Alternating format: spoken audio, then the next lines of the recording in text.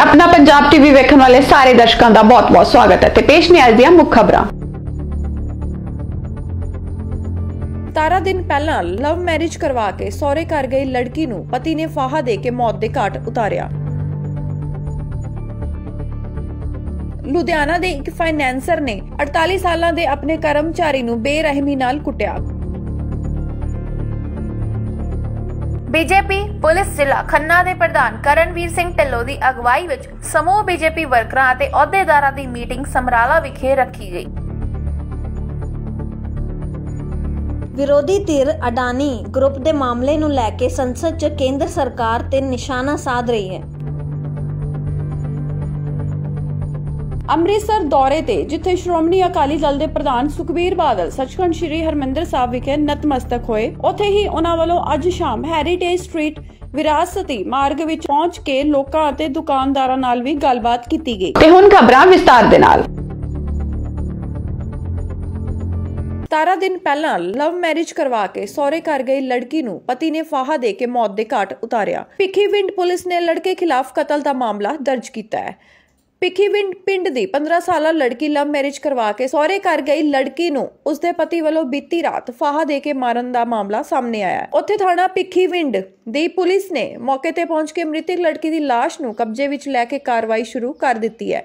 इस संबंधी पत्रकारां नाल गलबात करदे होए मृतक लड़की सिमरनजीत कौर दे पिता गुरलाल सिंह पुत्र देसा सिंह वासी भिखीविंड विखे कलसी सीमेंट स्टोर ते काम करदा है अते मजहबी सिख जाति नाल संबंध रखदा है ते उस दियां 2 लड़कियां ने अते 1 लड़का है, जिन्हां विच 15 साल लड़की सिमरनजीत कौर ने अपनी मर्जी नाल पिंड दे नौजवान पवनदीप सिंह नाल लव मैरिज करवाई हुई है, जिस दा विआह 21 जनवरी नूं गुरुद्वारा बाबा जीवन सिंह जी पिंड भिखीविंड विखे पूरे सिख रीति रिवाज नाल कीता गया। मृतक लड़की दे पिता ने दस्सिया कि आज सवेरे करीब 6:46 उत्ते उन्हां नूं फोन आया ते भिखीविंड दे सरपंच मनदीप सिंह दा फोन आया कि उसदी लड़की दी हार्ट अटैक नाल मौत हो गई है। तां जदों लड़की दे सौरे घर जा पुजे तां उन्हां ने देखिया लड़की दे गले ते निशान हन अते उन्हां नूं शक होया कि उसदी लड़की दा कतल कीता गया। गुरलाल सिंह ने दस्सिया कि उन्हां इस मामले दी जानकारी थाना भिखीविंड दी पुलिस नूं दित्ती, जिस ते मौके ते पुजी थाना भिखीविंड दी पुलिस ने मृतक लड़की दी लाश नूं कब्जे च लै कार्रवाई आरंभ कर दित्ती है।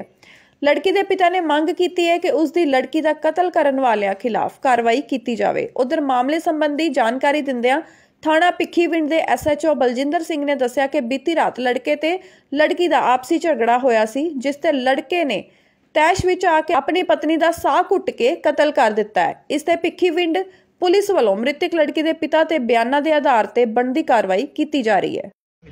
ते आ की होई ताड़ी लड़की नाल जेहड़ी उहदी हत्या कीती गई, सारा मामला की आ? सर मैनू ना परसों उन्होंने फोन आया सीगा कुड़ी दा की आया सी फोन कीता जी भी मेरे जेडे घर वाले सारे मैनू तंग करदे आ। पहला उन्हें आपदी मतलब कि मुंडे ने पता नहीं की गल कुड़ी दे नाल गलबात करदा हुंदा सीगा ते उन्हें ब्याह मतलब कि 1-2 बार उन्हें ना घरों साडे आउंदा रहा। 1-2 बार जो घरे आया फिर उन्हें मैं कोई किसी तो सलाह ली। किहड़ी तरीक दा ब्याह कीता तुसीं? 21 तरीक नूं ब्याह कीता जी। किन्ने दिन हो गए ब्याह होए नूं? 21 तरीक नूं अजे 15 दिन नहीं होए जी।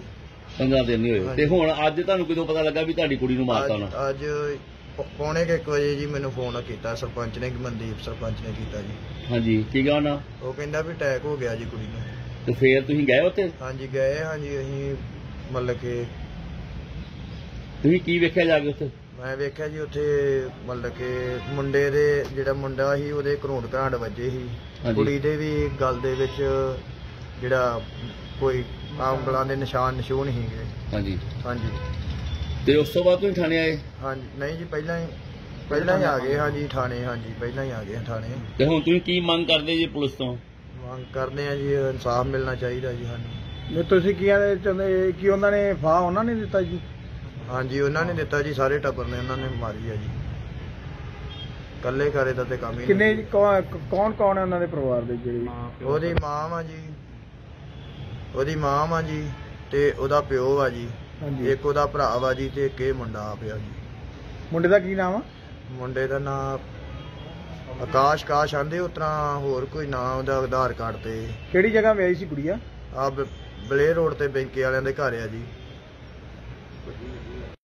ਤੁਹਾਡੀ ਇਹ ਗੁੱਡੀ ਸੀ ਜਿਨ੍ਹਾਂ ਨੂੰ ਫਾਹ ਦਿੱਤਾ ਗਿਆ? ਸਿਮਰਨ ਕੌਰ ਜੀ। ਤੇ ਕੀ ਗੱਲ ਹੋਈ ਹੈ ਸਰ? ਪਤਾ ਨਹੀਂ, ਅਸੀਂ ਤਾਂ ਵਿਆਹ ਕੀਤਾ ਸੀ ਜੀ ਗੁੜੀਆ ਦਾ ਤੇ 15 ਦਿਨ ਨਹੀਂ ਹੋਏ ਤੇ ਉਹਨਾਂ ਨੇ ਫਾਹ ਫੂ ਦੇ ਕੇ ਤਾਂ ਉਹਨਾਂ ਨੇ ਇਦਾਂ ਸਾਨੂੰ ਕਹਿ ਦਿੱਤਾ ਕਿ ਅਟੈਕ ਹੋ ਗਿਆ। ਸਾਨੂੰ ਸਵੇਰ ਦਾ ਦੱਸਿਆ ਵੀ ਨਹੀਂ ਆ, ਸਰਪੰਚ ਨੂੰ ਦੱਸ ਦਿੱਤਾ ਇਹਨਾਂ ਨੇ ਜਾ ਕੇ ਕਿ ਉਹਨੂੰ ਅਟੈਕ ਹੋ ਗਿਆ ਵਾ। ਤੁਸੀਂ ਗਏ ਸੀ ਫਿਰ ਆਪਦੀ ਕੁੜੀ ਦੇ ਘਰ? ਹਾਂਜੀ, ਅਸੀਂ ਇੱਥੇ ਪਹਿਲਾਂ ਥਾਣੇ ਆਏ ਆ, ਫਿਰ ਅਸੀਂ ਥਾਣੇ ਪੁਲਿਸ ਵਾਲੇ ਨਾਲ ਗਏ, ਫੇਰ ਗਏ ਅਸੀਂ। ਤੁਸੀਂ ਜਾ ਕੇ ਕੀ ਵੇਖਿਆ? ਕੁੜੀ ਤੁਹਾਡੀ ਨੂੰ ਅਟੈਕ ਹੋਇਆ ਜਾਂ ਹੋਰ ਕੁਝ ਹੋਇਆ? ਨਹੀਂ, ਅਟੈਕ ਨਹੀਂ ਹੋਇਆ ਜੇ, ਉਹਦੇ ਗਲੇ 'ਚ ਆ ਘਰੂੰਡ ਘਰਾਂਟ ਵੱਜੇ ਸੀਗੇ ਤੇ ਜਿਹੜੇ ਕੁੰਡ ਵੀ ਇਸ ਤਰ੍ਹਾਂ ਮੁੜੇ ਹੋਏ ਸੀ ਉਹਦੇ ਹੱਥਾਂ ਦੇ। ਤੁਹਾਨੂੰ ਕੁੜੀਆਂ ਦਾ ਲੜਕੇ ਦੇ ਵੀ ਇੱਥੇ ਅਸੀਂ ਵੇਖੇ ਨਿਸ਼ਾਨ ਨਿਸ਼ੂਨ ਪਏ ਆ ਵੀ ਉਹ ਬਚਦੀ ਰਹੀ ਆ ਆਪਣੇ ਆਪ ਤੋਂ, ਵੀ ਮੈਂ ਬਚਾਵਾਂ ਆਪਣੇ ਆਪ ਨੂੰ। ਕਿ ਤੁਹਾਨੂੰ ਗੁੜੀਆ ਦਾ ਫੋਨ ਵੀ ਆਇਆ ਕੋਈ? ਹਾਂਜੀ, ਫੋਨ ਆਇਆ ਸੀਗਾ। ਕੀ ਕਿਹਾ ਉਹਨੇ? ਤੰਗ ਪਰੇਸ਼ਾਨ ਕਰਦੇ ਮੈਨੂੰ। ਤੁਸੀਂ ਕੀ ਮੰਗ ਕਰਦੇ ਸਰਕਾਰ? ਅਸੀਂ ਮੰਗ ਕਰਦੇ ਸਾਨੂੰ ਇਨਸਾਫ ਦਿੱਤਾ ਜਾਵੇ। ਤੇ ਕਿੰਨਾ ਨੇ ਜਿਹੜਾ ਤੁਸੀਂ ਸ਼ੱਕ ਕਰਦੇ ਜੇ ਕਿ ਉਹਨਾਂ ਗੁੜੀਆ ਨੂੰ ਫਾਹ ਦਿੱਤਾ? ਇੱਕ ਲੜਕਾ ਹੈ ਜਿਹਦੇ ਨਾਲ ਵਿਆਹੀ ਹੋਈ ਸੀ, ਇੱਕ ਉਹਨਾਂ ਦੀ ਮਾਂ, ਇੱਕ ਪਿਓ। ਲੜਕੀ ਦਾ ਵੱਲੋਂ ਉਹਦੇ ਸਾਰੇ ਪਰਿਵਾਰ ਵਾਲਿਆਂ ਨੇ ਫਾਹ ਦੇ ਦਿੱਤਾ ਹੈਗਾ ਸਰ, ਕੀ ਮਸਲਾ ਸਰ? ਇਹ ਜੀ ਸਿਮਰਨਜੀਤ ਕੌਰ ਪੁੱਤਰੀ ਗੁਰਲਾਲ ਸਿੰਘ ਭਿੱਖੀਵਿੰਡ ਦੀ ਰਹਿਣ ਵਾਲੀ ਸੀ। ਇਹਦਾ ਕਰੀਬ 3 ਹਫ਼ਤੇ ਪਹਿਲਾਂ ਇਹਨਾਂ ਦੇ ਲਾਗੇ ਹੀ ਰਹਿਣ ਵਾਲੇ ਪਵਨਦੀਪ ਸਿੰਘ ਪੁੱਤਰ ਬਲਦੇਵ ਸਿੰਘ ਨਾਲ ਵਿਆਹ ਹੋਇਆ ਸੀ, ਜਿਸ ਦੀ ਅੱਜ ਮੌਤ ਹੋ ਗਈ ਹੈ। ਤੇ ਪਿਆਰ ਵੱਲੋਂ ਜਿਹੜਾ ਪਰਿਵਾਰ ਵੱਲੋਂ ਜਿਹੜਾ ਬਿਆਨ ਕਲਮਬੱਧ ਕਰਵਾਏ ਜਾ ਰਹੇ, ਜੋ ਵੀ ਬਿਆਨ ਹੋਣਗੇ ਉਸ ਦੋਸ਼ੀਆਂ ਖਿਲਾਫ ਜਿਹੜੀ ਕਾਨੂੰਨੀ ਕਾਰਵਾਈ ਉਸ ਅਨੁਸਾਰ ਕੀਤੀ ਜਾਵੇਗੀ। ਤੇ ਸਰ ਲਾਸ਼ ਪੋਸਟਮਾਰਟਮ ਵਾਸਤੇ ਭੇਜ ਦਿੱਤੀ ਗਈ? ਹਾਂਜੀ, ਲਾਸ਼ ਸਿਵਲ ਹਸਪਤਾਲ ਡੈਡ ਹਾਊਸ ਪੱਟੀ ਜਿਹੜੀ ਜਮ੍ਹਾਂ ਕਰਵਾਤੀ ਗਈ। ਕਿ ਸਰ ਕੀ ਕਾਰਵਾਈ ਕੀਤੀ ਜਿਹੜੀ ਜਾ ਰਹੀ ਹੈ, ਕਿ ਧਾਰਾ ਕਿਹੜੀ ਲਾਈ ਹੈ? ਬਿਆਨ ਕਲਮਬੱਧ ਕਰ ਰਹੇ ਹਾਂ, ਜੋ ਵੀ ਬਿਆਨ ਹੋਣਗੇ ਉਸ ਅਨੁਸਾਰ ਜਿਹੜੀ ਬਣਦੀ ਕਾਰਵਾਈ ਜਿਹੜੀ ਕੀਤੀ ਜਾਏਗੀ। ਕਤਲ ਦਾ ਪਰਚਾ ਜਿਹੜਾ ਆ ਉਹ ਦੋਸ਼ੀਆਂ ਖਿਲਾਫ ਦਰਜ ਕੀਤਾ ਜਾਵੇਗਾ।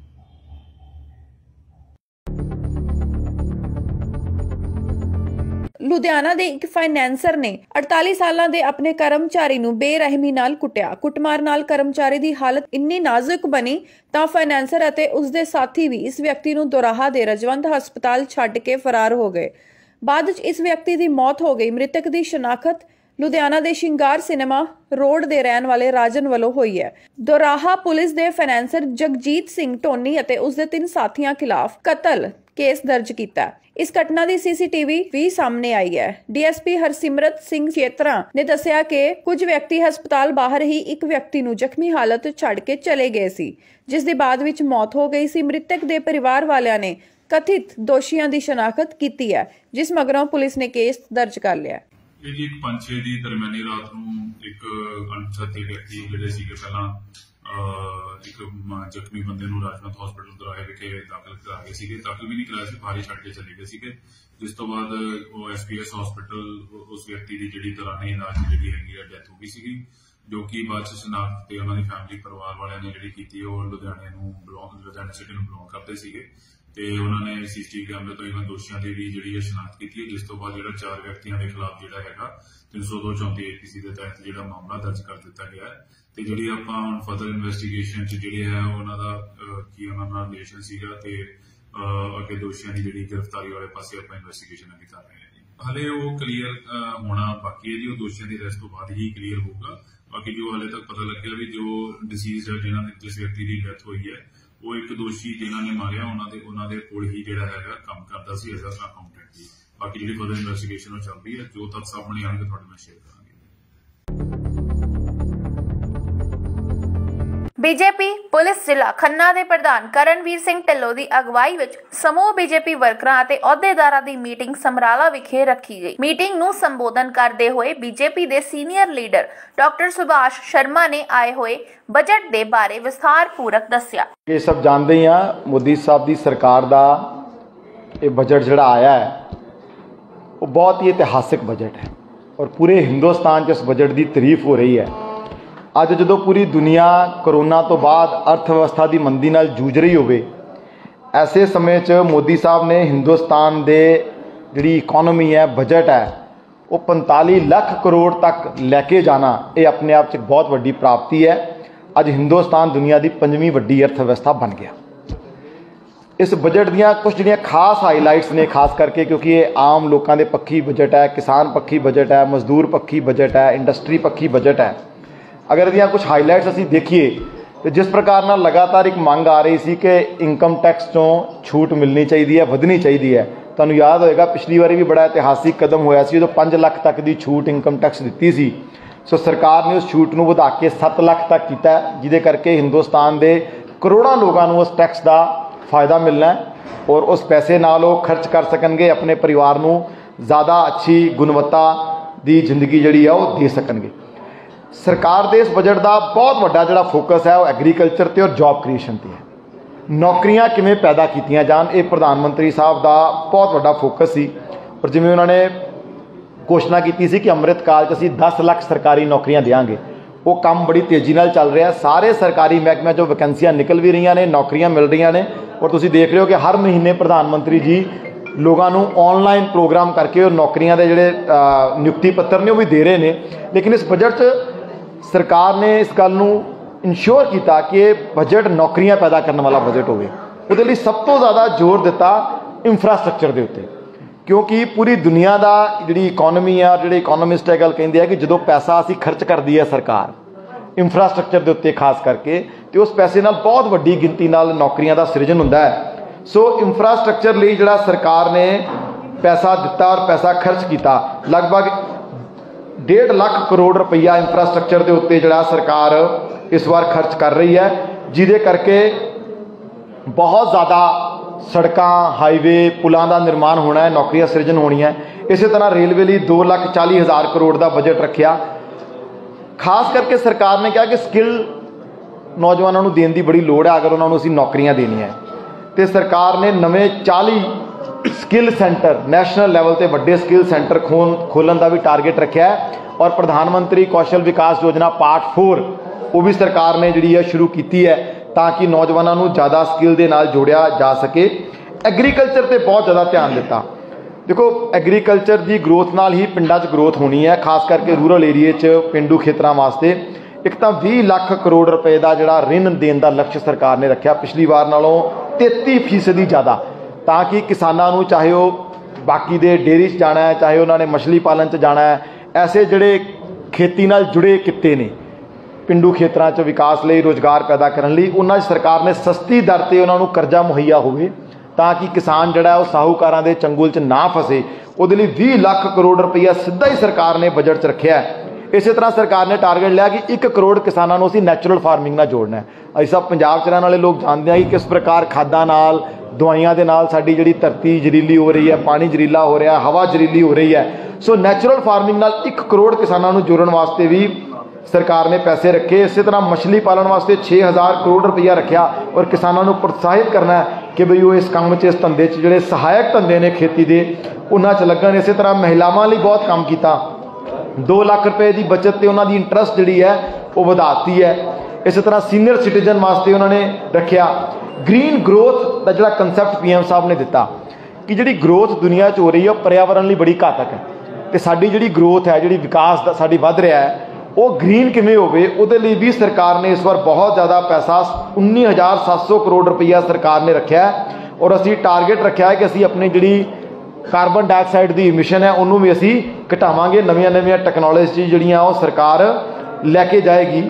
ਸੋ ਕੁੱਲ ਮਿਲਾ ਕੇ ਜਿਹੜਾ ਇਹ ਬਜਟ ਹੈ ਇਹ ਦੇਸ਼ ਦੀ ਅਰਥ ਵਿਵਸਥਾ ਨੂੰ ਅੱਗੇ ਵਧਾਉਣ ਵਾਲਾ, ਦੇਸ਼ ਦੇ ਕਿਸਾਨਾਂ ਨੂੰ ਖੁਸ਼ਹਾਲ ਕਰਨ ਵਾਲਾ, ਦੇਸ਼ ਦੇ ਅੰਦਰ ਨਵੇਂ ਰੋਜ਼ਗਾਰ ਦੇ ਮੌਕੇ ਪੈਦਾ ਕਰਨ ਵਾਲਾ, ਦੇਸ਼ ਦੇ ਮਹਿਲਾਵਾਂ ਦੇ ਲਈ ਅੱਛੀ ਰਾਹਤ ਦੇਣ ਵਾਲਾ, ਮਹਿੰਗਾਈ ਨੂੰ ਘੱਟ ਕਰਨ ਵਾਲਾ। ਕਿਉਂਕਿ ਦੁਨੀਆ 'ਚ ਇਸ ਵੇਲੇ ਤੁਸੀਂ ਦੇਖੋਗੇ ਰੂਸ ਯੂਕਰੇਨ ਯੁੱਧ ਤੋਂ ਬਾਅਦ ਜਿਹੜੀ ਮਹਿੰਗਾਈ ਦੀ ਦਰ ਲਗਾਤਾਰ ਵੱਧ ਰਹੀ ਹੈ। ਹਿੰਦੁਸਤਾਨ ਐਸਾ ਜਿੱਥੇ ਪਿਛਲੇ 3 ਮਹੀਨੇ ਤੋਂ ਮਹਿੰਗਾਈ ਦੀ ਦਰ ਵਧੀ ਸੀ ਸਾਡੇ ਇੱਥੇ, ਲੇਕਿਨ ਸਰਕਾਰ ਨੇ ਉਹਨੂੰ ਲਗਾਤਾਰ ਘਟਾਇਆ ਹੈ। ਔਰ ਇਸ ਬਜਟ ਦੇ ਮਾਧਿਅਮ ਦੇ ਨਾਲ ਵੀ ਮਹਿੰਗਾਈ ਦੀ ਦਰ ਹੋਰ ਕਿਵੇਂ ਘਟੇ ਦੀ ਚਿੰਤਾ ਸਰਕਾਰ ਕਰ ਰਹੀ ਹੈ। ਮੈਡੀਕਲ ਕਾਲਜਸ ਅਸੀਂ 157 ਨਵੇਂ ਮੈਡੀਕਲ ਕਾਲਜ ਖੋਲ੍ਹੇ ਸੀ, ਉਹ ਨਵੇਂ 157 ਨਰਸਿੰਗ ਕਾਲਜ ਉਹਦੇ ਲਈ ਵੀ ਖੋਲ੍ਹਣ ਦੀ ਗੱਲ ਹੋਈ ਹੈ। ਹਿੰਦੁਸਤਾਨ ਦੇ ਅੰਦਰ ਰੀਜਨਲ ਕਨੈਕਟੀਵਿਟੀ ਵਧੇ। 50 ਨਵੇਂ ਏਅਰਪੋਰਟ, ਮਤਲਬ ਸਰਕਾਰ ਇਤਿਹਾਸ ਰਚ ਰਹੀ ਹੈ। 50 ਨਵੇਂ ਏਅਰਪੋਰਟਾਂ ਦਾ ਪ੍ਰਾਵਧਾਨ ਜਿਹੜਾ ਹੈ ਇਸ ਬਜਟ 'ਚ ਰੱਖਿਆ। ਇਸੇ ਤਰ੍ਹਾਂ 50 ਨਵੇਂ ਟੂਰਿਸਟ ਪਲੇਸ ਤਾਂ ਕਿ ਦੁਨੀਆ ਭਰ ਤੋਂ ਟੂਰਿਜ਼ਮ ਅਟਰੈਕਟ ਹੋਏ ਔਰ ਨਵੀਆਂ ਨੌਕਰੀਆਂ ਸਿਰਜਿਤ ਹੋਣ, ਉਹਦੇ ਲਈ ਵੀ ਸਰਕਾਰ ਨੇ ਰੱਖਿਆ ਹੈ। ਸੋ ਇਹ ਜਿਹੜਾ ਬਜਟ ਹੈ ਅੰਮ੍ਰਿਤ ਕਾਲ ਦਾ ਬਜਟ, ਆਜ਼ਾਦੀ ਦੇ 75 ਸਾਲ ਪੂਰੇ ਹੋਣ ਦਾ ਬਜਟ, ਇਹ ਦੇਸ਼ ਦੀ ਅਰਥ ਵਿਵਸਥਾ ਨੂੰ ਦੁਨੀਆ 'ਚ ਅੱਗੇ ਵਧਾਉਣ ਵਾਲਾ ਔਰ ਆਮ ਲੋਕ ਪੱਖੀ ਬਜਟ ਹੈ। ਇਸ ਬਜਟ ਲਈ ਭਾਰਤੀ ਜਨਤਾ ਪਾਰਟੀ ਪੰਜਾਬ ਔਰ ਖੰਨਾ ਦਾ ਜਿਹੜਾ ਯੂਨਿਟ ਹੈ ਉਹ ਪ੍ਰਧਾਨ ਮੰਤਰੀ ਜੀ ਨੂੰ ਔਰ ਵਿੱਤ ਮੰਤਰੀ ਜੀ ਨੂੰ ਬਹੁਤ ਵਧਾਈ ਦਿੰਦਾ ਹੈ ਕਿ ਉਹਨਾਂ ਨੇ ਇਸ ਪ੍ਰਕਾਰ ਦਾ ਲੋਕ ਪੱਖੀ ਬਜਟ ਜਿਹੜਾ ਰੱਖਿਆ। ਬਹੁਤ ਬਹੁਤ ਧੰਨਵਾਦ। ਵਿਰੋਧੀ ਧਿਰ ਅਡਾਨੀ ਗਰੁੱਪ ਦੇ ਮਾਮਲੇ ਨੂੰ ਲੈ ਕੇ ਸੰਸਦ 'ਚ ਕੇਂਦਰ ਸਰਕਾਰ ਤੇ ਨਿਸ਼ਾਨਾ ਸਾਧ ਰਹੀ ਹੈ। ਇਸ ਦੌਰਾਨ ਪ੍ਰਧਾਨ ਮੰਤਰੀ ਨਰਿੰਦਰ ਮੋਦੀ ਨੇ ਰਾਸ਼ਟਰਪਤੀ ਦ੍ਰੌਪਦੀ ਮੁਰਮੂ ਦੇ ਸੰਬੋਧਨ ਤੇ ਧੰਨਵਾਦ ਮਤੇ ਤੇ ਚਰਚਾ ਦਾ ਜਵਾਬ ਦਿੱਤਾ। ਇਸ ਦੌਰਾਨ ਕਾਂਗਰਸ ਉਹਨਾਂ ਦੇ ਨਿਸ਼ਾਨੇ ਤੇ ਰਹੀ। ਉਹਨਾਂ ਨੇ ਮੰਗਲਵਾਰ ਨੂੰ ਰਾਹੁਲ ਗਾਂਧੀ ਦੇ ਭਾਸ਼ਣ ਤੇ ਤੰਜ ਕੱਸਿਆ ਸੀ। ਪ੍ਰਧਾਨ ਮੰਤਰੀ ਨਰਿੰਦਰ ਮੋਦੀ ਨੇ ਭਾਸ਼ਣ ਵੱਲ ਇਸ਼ਾਰਾ ਕਰਦੇ ਹੋਏ ਕਿਹਾ, ਕੁਝ ਸਮਰਥਕ ਉਛਲ ਰਹੇ ਹਨ। ਉਹ ਕਹਿ ਰਹੇ ਹਨ ਕਿ ਉਹਨਾਂ ਦੇ ਭਾਸ਼ਣ ਨਾਲ ਪੂਰਾ ਈਕੋਸਿਸਟਮ ਹਿੱਲ ਗਿਆ ਹੈ। ਅਜਿਹਾ ਕਰਕੇ ਸੱਤਾ ਵਿੱਚ ਵਾਪਸੀ ਦੀ ਗੱਲ ਆਪਣੇ ਆਪ ਨੂੰ ਧੋਖਾ ਦੇਣ ਵਾਂਗ ਹੈ। ਪੀਐਮ ਮੋਦੀ ਨੇ ਸ਼ਾਇਰਾਨਾ ਅੰਦਾਜ਼ ਵਿੱਚ ਕਿਹਾ, ਇਹੋ ਜਿਹੇ ਲੋਕਾਂ ਨੂੰ ਕਿਹਾ ਜਾਂਦਾ ਸੀ ਕਿ ਅਸੀਂ ਇਹ ਕਹਿ ਕੇ ਦਿਲ ਨੂੰ ਖੁਸ਼ ਕਰ ਰਹੇ ਹਾਂ, ਉਹ ਹੁਣ ਚੱਲ ਚੁੱਕੇ ਹਨ, ਉਹ ਹੁਣ ਆ ਰਹੇ ਹਨ। ਵਿਰੋਧੀ ਧਿਰ ਅਡਾਨੀ ਗਰੁੱਪ ਦੇ ਮਾਮਲੇ ਨੂੰ ਲੈ ਕੇ ਸੰਸਦ 'ਚ ਕੇਂਦਰ ਸਰਕਾਰ ਤੇ ਨਿਸ਼ਾਨਾ ਸਾਧ ਰਹੀ ਹੈ। ਇਸ ਦੌਰਾਨ ਪ੍ਰਧਾਨ ਮੰਤਰੀ ਨਰਿੰਦਰ ਮੋਦੀ ਨੇ ਰਾਸ਼ਟਰਪਤੀ ਦ੍ਰੌਪਦੀ ਮੁਰਮੂ ਦੇ ਸੰਬੋਧਨ ਤੇ ਧੰਨਵਾਦ ਮਤੇ ਤੇ ਚਰਚਾ ਦਾ ਜਵਾਬ ਦਿੱਤਾ। ਇਸ ਦੌਰਾਨ ਕਾਂਗਰਸ ਉਹਨਾਂ ਦੇ ਨਿਸ਼ਾਨੇ ਤੇ ਰਹੀ। ਉਹਨਾਂ ਨੇ ਮੰਗਲਵਾਰ ਨੂੰ ਰਾਹੁਲ ਗਾਂਧੀ ਦੇ ਭਾਸ਼ਣ ਤੇ ਤੰਜ ਕੱਸਿਆ ਸੀ। ਪ੍ਰਧਾਨ ਮੰਤਰੀ ਨਰਿੰਦਰ ਮੋਦੀ ਨੇ ਭਾਸ਼ਣ ਵੱਲ ਇਸ਼ਾਰਾ ਕਰਦੇ ਹੋਏ ਕਿਹਾ, ਕੁਝ ਸਮਰਥਕ ਉਛਲ ਰਹੇ ਹਨ। ਉਹ ਕਹਿ ਰਹੇ ਹਨ ਕਿ ਉਹਨਾਂ ਦੇ ਭਾਸ਼ਣ ਨਾਲ ਪੂਰਾ ਈਕੋਸਿਸਟਮ ਹਿੱਲ ਗਿਆ ਹੈ। ਅਜਿਹਾ ਕਰਕੇ ਸੱਤਾ ਵਿੱਚ ਵਾਪਸੀ ਦੀ ਗੱਲ ਆਪਣੇ ਆਪ ਨੂੰ ਧੋਖਾ ਦੇਣ ਵਾਂਗ ਹੈ। ਪੀਐਮ ਮੋਦੀ ਨੇ ਸ਼ਾਇਰਾਨਾ ਅੰਦਾਜ਼ ਵਿੱਚ ਕਿਹਾ, ਇਹੋ ਜਿਹੇ ਲੋਕਾਂ ਨੂੰ ਕਿਹਾ ਜਾਂਦਾ ਸੀ ਕਿ ਅਸੀਂ ਇਹ ਕਹਿ ਕੇ ਦਿਲ ਨੂੰ ਖੁਸ਼ ਕਰ ਰਹੇ ਹਾਂ, ਉਹ ਹੁਣ ਚੱਲ ਚੁੱਕੇ ਹਨ, ਉਹ ਹੁਣ ਆ ਰਹੇ ਹਨ। ਵਿਰੋਧੀ ਧਿਰ ਅਡਾਨੀ ਗਰੁੱਪ ਦੇ ਮਾਮਲੇ ਨੂੰ ਲੈ ਕੇ ਸੰਸਦ 'ਚ ਕੇਂਦਰ ਸਰਕਾਰ ਤੇ ਨਿਸ਼ਾਨਾ ਸਾਧ ਰਹੀ ਹੈ।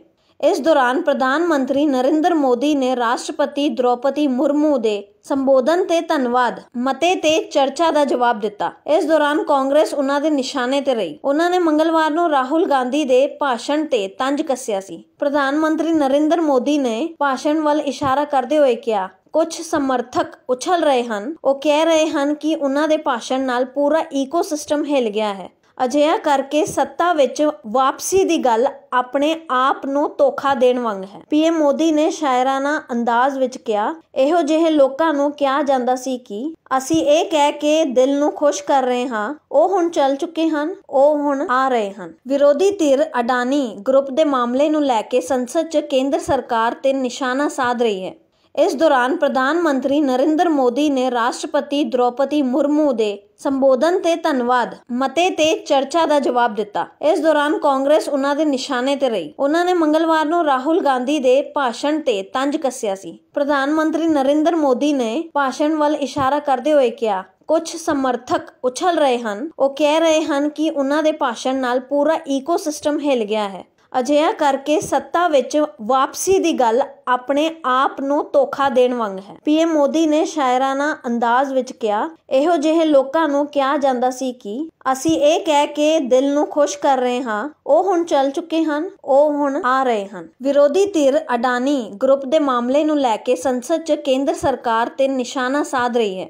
ਇਸ ਦੌਰਾਨ ਪ੍ਰਧਾਨ ਮੰਤਰੀ ਨਰਿੰਦਰ ਮੋਦੀ ਨੇ ਰਾਸ਼ਟਰਪਤੀ ਦ੍ਰੌਪਦੀ ਮੁਰਮੂ ਦੇ ਸੰਬੋਧਨ ਤੇ ਧੰਨਵਾਦ ਮਤੇ ਤੇ ਚਰਚਾ ਦਾ ਜਵਾਬ ਦਿੱਤਾ। ਇਸ ਦੌਰਾਨ ਕਾਂਗਰਸ ਉਹਨਾਂ ਦੇ ਨਿਸ਼ਾਨੇ ਤੇ ਰਹੀ। ਉਹਨਾਂ ਨੇ ਮੰਗਲਵਾਰ ਨੂੰ ਰਾਹੁਲ ਗਾਂਧੀ ਦੇ ਭਾਸ਼ਣ ਤੇ ਤੰਜ ਕੱਸਿਆ ਸੀ। ਪ੍ਰਧਾਨ ਮੰਤਰੀ ਨਰਿੰਦਰ ਮੋਦੀ ਨੇ ਭਾਸ਼ਣ ਵੱਲ ਇਸ਼ਾਰਾ ਕਰਦੇ ਹੋਏ ਕਿਹਾ, ਕੁਝ ਸਮਰਥਕ ਉਛਲ ਰਹੇ ਹਨ। ਉਹ ਕਹਿ ਰਹੇ ਹਨ ਕਿ ਉਹਨਾਂ ਦੇ ਭਾਸ਼ਣ ਨਾਲ ਪੂਰਾ ਈਕੋਸਿਸਟਮ ਹਿੱਲ ਗਿਆ ਹੈ। ਅਜਿਹਾ ਕਰਕੇ ਸੱਤਾ ਵਿੱਚ ਵਾਪਸੀ ਦੀ ਗੱਲ ਆਪਣੇ ਆਪ ਨੂੰ ਧੋਖਾ ਦੇਣ ਵਾਂਗ ਹੈ। ਪੀਐਮ ਮੋਦੀ ਨੇ ਸ਼ਾਇਰਾਨਾ ਅੰਦਾਜ਼ ਵਿੱਚ ਕਿਹਾ, ਇਹੋ ਜਿਹੇ ਲੋਕਾਂ ਨੂੰ ਕਿਹਾ ਜਾਂਦਾ ਸੀ ਕਿ ਅਸੀਂ ਇਹ ਕਹਿ ਕੇ ਦਿਲ ਨੂੰ ਖੁਸ਼ ਕਰ ਰਹੇ ਹਾਂ, ਉਹ ਹੁਣ ਚੱਲ ਚੁੱਕੇ ਹਨ, ਉਹ ਹੁਣ ਆ ਰਹੇ ਹਨ। ਵਿਰੋਧੀ ਧਿਰ ਅਡਾਨੀ ਗਰੁੱਪ ਦੇ ਮਾਮਲੇ ਨੂੰ ਲੈ ਕੇ ਸੰਸਦ 'ਚ ਕੇਂਦਰ ਸਰਕਾਰ ਤੇ ਨਿਸ਼ਾਨਾ ਸਾਧ ਰਹੀ ਹੈ।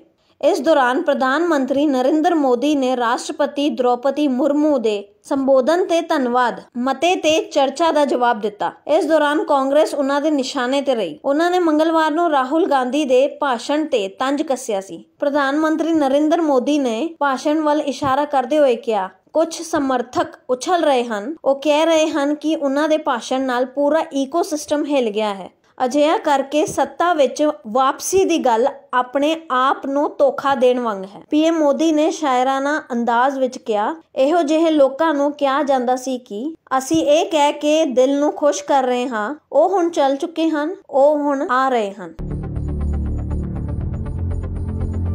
ਅੰਮ੍ਰਿਤਸਰ ਦੌਰੇ ਤੇ ਜਿੱਥੇ ਸ਼੍ਰੋਮਣੀ ਅਕਾਲੀ ਦਲ ਦੇ ਪ੍ਰਧਾਨ ਸੁਖਬੀਰ ਬਾਦਲ ਸੱਚਖੰਡ ਸ੍ਰੀ ਹਰਮਿੰਦਰ ਸਾਹਿਬ ਵਿਖੇ ਨਤਮਸਤਕ ਹੋਏ, ਉੱਥੇ ਹੀ ਉਹਨਾਂ ਵੱਲੋਂ ਅੱਜ ਸ਼ਾਮ ਹੈਰੀਟੇਜ ਸਟਰੀਟ ਵਿਰਾਸਤੀ ਮਾਰਗ ਵਿੱਚ ਪਹੁੰਚ ਕੇ ਲੋਕਾਂ ਅਤੇ ਦੁਕਾਨਦਾਰਾਂ ਨਾਲ ਵੀ ਗੱਲਬਾਤ ਕੀਤੀ ਗਈ। ਉਹਨਾਂ ਕਿਹਾ ਕਿ ਅਕਾਲੀ ਸਰਕਾਰ ਨੇ ਗੁਰੂ ਨਗਰੀ ਦੇ ਲੋਕਾਂ ਨੂੰ ਹੀ ਵਿਰਾਸਤੀ ਮਾਰਗ ਬਣਾ ਕੇ ਤੋਹਫਾ ਦਿੱਤਾ ਸੀ।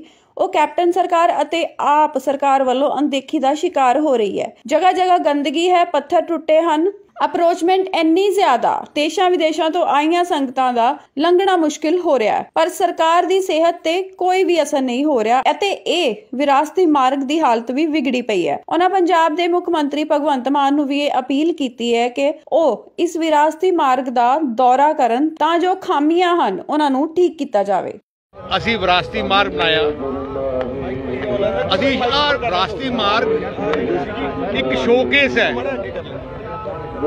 ਪਰ ਅਫਸੋਸ ਇਸ ਗੱਲ ਦਾ ਹੈ ਕੈਪਟਨ ਅਮਰਿੰਦਰ ਸਿੰਘ ਨੇ ਜਮਾਂ ਹੀ ਪਰਵਾਹ ਨਹੀਂ ਕੀਤੀ ਤੇ ਹੁਣ ਵਾਲੀ ਸਰਕਾਰ ਨੇ ਜਮਾਂ ਪਰਵਾਹ ਨਹੀਂ ਕੀਤੀ।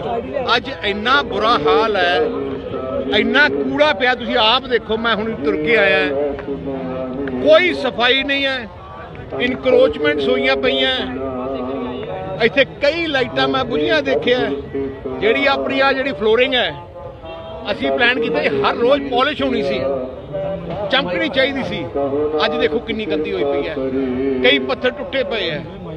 ਦੇਖੋ ਆਪਣੀ ਪੰਜਾਬ ਦੇ ਲੋਕੀ ਹਜ਼ਾਰਾਂ ਲੱਖਾਂ ਲੋਕ ਦੁਨੀਆ ਚੋਂ ਆਉਂਦੇ ਆ ਇੱਥੇ ਦਰਬਾਰ ਸਾਹਿਬ ਮੱਥਾ ਟੇਕਣ ਦੇ, ਆ ਵਿਰਾਸਤੀ ਮਾਰਗ ਦੇ ਵਿੱਚੋਂ ਟੱਪਦੇ ਆ। ਸਾਡੇ ਸਰਕਾਰ ਦੇ ਟਾਈਮ ਅਸੀਂ ਇੱਕ ਖਾਸ ਅਫਸਰ ਤੇ ਮਹਿਕਮਾ ਕ੍ਰੀਏਟ ਕੀਤਾ ਸੀ ਜਿਹੜਾ ਇਹਨੂੰ ਪੂਰੀ ਦੇਖਭੇਖ ਕਰੂਗਾ, ਪਰ ਮੈਨੂੰ ਬੜਾ ਐਕਚੁਅਲੀ ਦੁੱਖ ਹੈ ਕਿ ਜੋ ਹਾਲਾਤ ਬਣਾਤੀ ਹੈ, ਅੱਜ ਕੁੱਤੇ ਤੁਰੇ ਫਿਰਦੇ ਹੈ, ਲੋਕੀ ਸੜਕਾਂ ਤੇ ਬੈਠੇ ਹੈ। ਮੈਨੂੰ ਲੱਗਦਾ ਉਹ ਪਹਿਲਾਂ 10 ਮਿੰਟ ਪਹਿਲਾਂ ਸਫਾਈ ਕੀਤੀ ਗਈ ਹੈ, ਹਾਂ ਹੁਣ ਹੀ ਦੱਸ ਰਿਹਾ ਕਿ ਮੇਰੇ ਆਉਣ ਤੋਂ ਪਹਿਲੇ 10 ਮਿੰਟ ਸਫਾਈ ਕੀਤੀ ਪਈ ਹੈ, ਪਰ ਮੈਨੂੰ ਲੱਗਦਾ ਸਫਾਈ ਫਿਰ ਵੀ ਨਹੀਂ ਹੋਈ। ਜਿੰਨਾ ਗੰਦ ਅੱਜ ਪਿਆ ਦੇਖੋ, ਮੈਨੂੰ ਲੱਗਦਾ ਸ਼ਰਮ ਆਉਣੀ ਚਾਹੀਦੀ ਹੈ ਸਰਕਾਰ ਨੂੰ, ਸ਼ਰਮ ਆਉਣੀ ਚਾਹੀਦੀ ਹੈ ਭਗਵੰਤ ਮਾਨ ਨੂੰ, ਸ਼ਰਮ ਆਉਣੀ ਚਾਹੀਦੀ ਹੈ ਕੈਪਟਨ ਅਮਰਿੰਦਰ ਸਿੰਘ ਨੂੰ, ਜਿਨ੍ਹਾਂ ਨੇ ਇੰਨੀ ਖੂਬਸੂਰਤ ਆਪਣੀ ਸ਼ਾਨ, ਆਪਣਾ ਵਿਰਸੇ ਦੀ ਵਿਰਾਸਤੇ ਮਾਰਗ ਨੂੰ ਇੰਨਾ ਇਹਦਾ ਬੁਰਾ ਹਾਲ ਕਰ ਦਿੱਤਾ।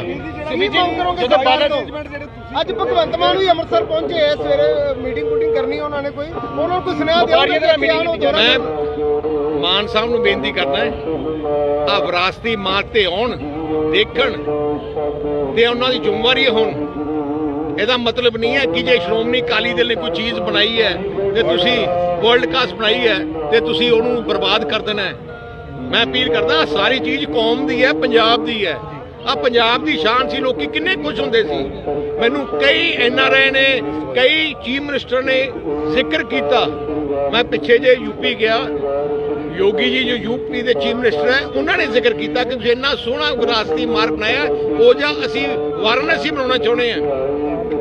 ਪਰ ਜੋ ਹਾਲਾਤ ਮੈਂ ਅੱਜ ਦੇਖੀ ਹੈ, ਇਹ ਜੀ ਮਾੜੀ ਹਾਲਤ ਮੈਂ ਦੇਖੀ ਨਹੀਂ। ਇਸ ਕਰਕੇ ਭਗਵੰਤ ਮਾਨ ਨੂੰ ਬੇਨਤੀ ਕਰਦਾ ਹੈ ਆਪ ਇੱਥੇ ਆਉਣ ਤੇ ਇੰਸ਼ੋਰ ਕਰਨ ਕਿ ਸਾਰੀ ਚੀਜ਼ ਪਾਲਿਸ਼ ਹੋਏ, ਸਫਾਈ ਹੋਏ, ਪੁਰਾਣੀ ਗਲੋਰੀ ਚ ਲਿਆਂਦਾ ਜਾਏ। ਕੁਝ ਦਿਨ ਪਹਿਲਾਂ ਇੱਕ ਵੀਡੀਓ ਵਾਇਰਲ ਹੋਈ ਸੀ ਉਹਨਾਂ ਦੇ ਵੱਲੋਂ।